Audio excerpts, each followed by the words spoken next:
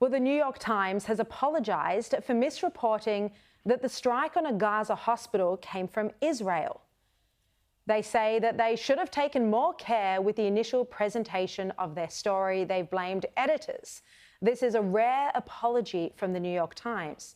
We now know, and Andrew Bolt and Chris Kenny did excellent reporting on this last week, but we now know that there was no bomb at the hospital. It was in the car park. It wasn't by Israel. It was by other extremists in Gaza. We also know that the death toll was nowhere near the 500 that was claimed just 5 minutes after the attack. They couldn't possibly have known the death toll 5 minutes after the attack. Instead of 500, it's estimated to be around 50. Joining me now is Israel's ambassador to Australia, Amir Maimon. Welcome to the program, Ambassador. Thank you for having me, Sharri. Now, the New York Times, as I mentioned, has apologised for swallowing Hamas's lie in regards to that hospital bombing that never was, that wasn't committed by Israel. Do you think we're seeing a lot of anti-Israel bias in the international media? Well, what we have seen is how quickly some media outlets were in pointing the fingers towards Israel, in putting the blame in Israel. It was simply unbelievable. Minutes after the attack, the explosion near the hospital in the parking lot, immediately some media outlets in the world, including some here in Australia, put the blame on Israel. Of course, it was very frustrating for us, not just as an official representative. It took a few hours for the Israeli Defense spokesperson unit to share the information that we had about the explosions. And even then, some media outlets didn't believe to the reports. And only when President Biden was very clear, and he was referring to the other side, we started to see some changes in the way that this story was covered. Look, overnight, Israeli officials brought a group of around 100 international journalists in to witness very graphic footage that had been taken by Hamas of their brutal murders. Amir, why did the Israeli government feel that it was necessary to show this footage? Well, you know, in the beginning, we didn't share these horrible graphic images out of respect to the victims, out of respect to the families. But when we realized that there are doubts about the information that we shared, we were simply left without any other choice but to share this information. Do you think we are seeing that denial of what happened, or refusal to accept that it was just as appalling as it was? Well, I think that there are many questions that I still don't have answer to. But I'm not that sure that similar questions would have been raised if it was the UK or it was the USA or any other like-minded state that was encountered the same atrocities as Israel encountered. Now, there were two more hostages who were released overnight, two elderly women. International media claim that Hamas is trying to show that it's a serious party that can be negotiated with. Why do you think that Hamas has been releasing, these 4 hostages now? Is this pressure from Qatar? And what do you think of these media reports that claim Hamas can be negotiated with? Well, Israel's position is very firm. We're not going to negotiate with the Hamas, a recognized terror organization also here in Australia.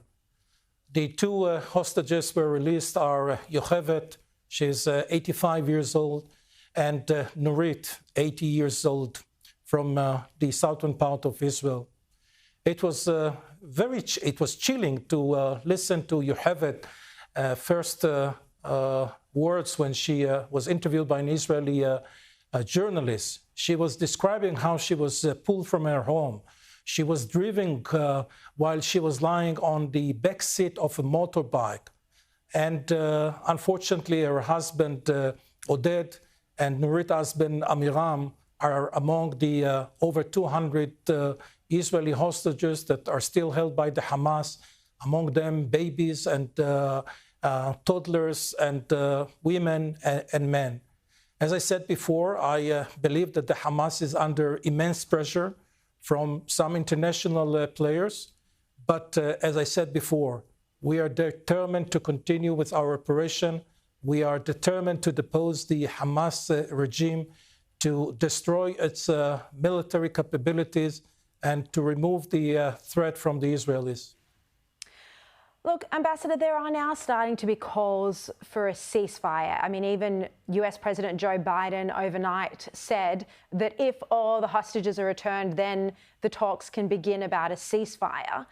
I think it's interesting that Henry Ergus quoted a military theorist in his column this week. He said that every aggressor is a peace lover. He wants his aggression to go unopposed.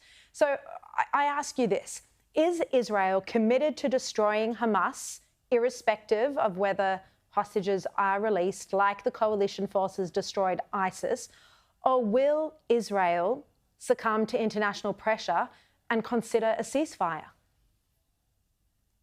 Well, Israel is determined, as I said before, to depose the Hamas regime, to dismantle, eliminate, destroy their military capabilities.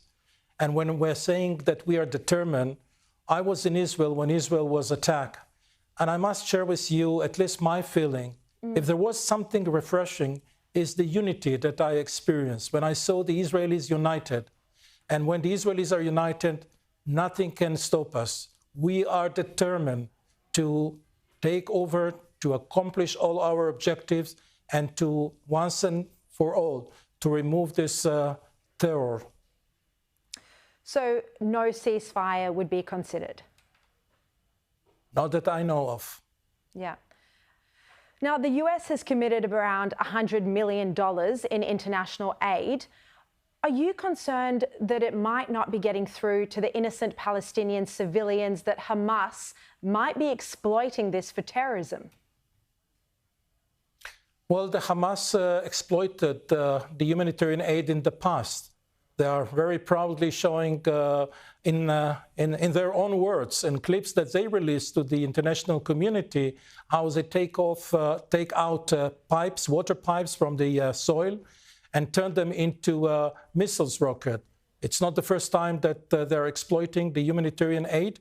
And by the way, there were just a few days ago reports that they stole, that they put their hand on some humanitarian aid that was channeled through an international organization. So when we are talking about the Hamas, everything is possible, and we will not let them exploit humanitarian aid in order to continue with their attacks on Israel, in order to manufacture missiles or any other type of arms that will be used against Israelis. Look, we know that there's also concern about the prospect of war with Hezbollah opening up in the north with Lebanon. What's your assessment of just how volatile this situation is in the north with Lebanon? It's a very tense situation. Since October the 7th, there are daily provocations by the Hezbollah, firing of anti-tanks missiles, mortars, and any other type of missiles. We already had quite a number of casualties. Israel's position is very clear. We are not interested in opening a new front, but we are determined that if such a front will be open, we will be ready. The US Defense Secretary has said that he thinks this could be a longer war than against ISIS in Mosul. That was around 9 months. Do you think this war, if it is against Gaza, if it is against Hamas, in Gaza, do you think could it go on for longer than 9 months?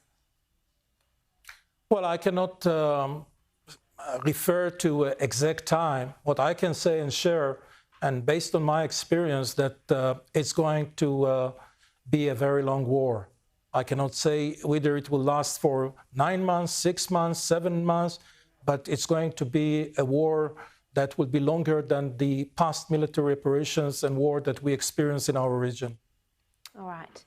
Ambassador Amir Maimon, I so appreciate your time tonight. Thank you very much. Thank you.